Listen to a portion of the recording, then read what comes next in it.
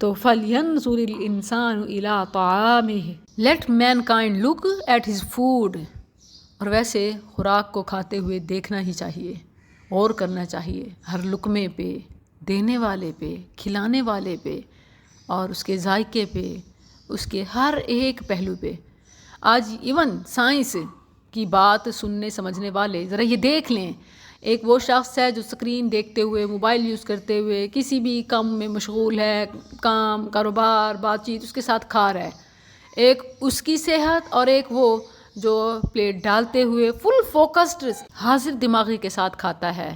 تو اس میں ایون موٹاپے کی اور مختلف بیماریوں کی وجہ غیر حاضر دماغی سے کھانا ہے، کھانے کو نہ دیکھنا بلکہ اسکرین کو دیکھتے ہوئے. اور یہی وجہ ہے کہ ایون چھوٹے بچوں کو موبائل دکھا کے کھانا کھلانا یہ اس آیت کے خلاف ہے، اور سائنسی تجربات بھی اس کی تائید کرتے ہیں، کیونکہ اس کے خطرناک نتائج انسان کی زندگی اور اس کی صحت پر مرتب ہوتے ہیں. کہ جو کھانے کو دیکھ کے نہیں کھاتے بلکہ کسی اور چیز کی طرف دیکھتے ہوئے متوجہ رہتے ہوئے کھانا کھاتے ہیں، وہ ایون کھایا لگتا نہیں ہے، الٹا بیماریوں کا سبب بنتا ہے.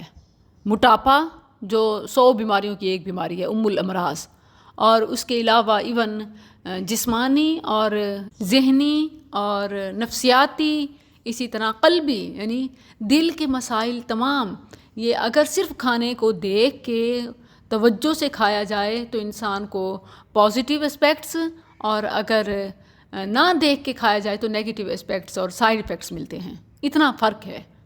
یہ نفسیاتی اعتبار سے بھی، جسمانی اعتبار سے بھی، ذہنی اعتبار سے بھی، حتیٰ کہ قلبی یعنی دل کی صحت کے اعتبار سے بھی، اور ذہنی اس حد تک کہ میرے ایک بچے کا تھوڑا سلو لرنر ہے، اس کا ایشو تھا، تو ڈاکٹرز نے اس کو ریکمینڈ یہی کیا کہ یہ کھانے کو خود کھائے، اٹھائے اور زیادہ چبائے اور آرام آرام سے کھائے.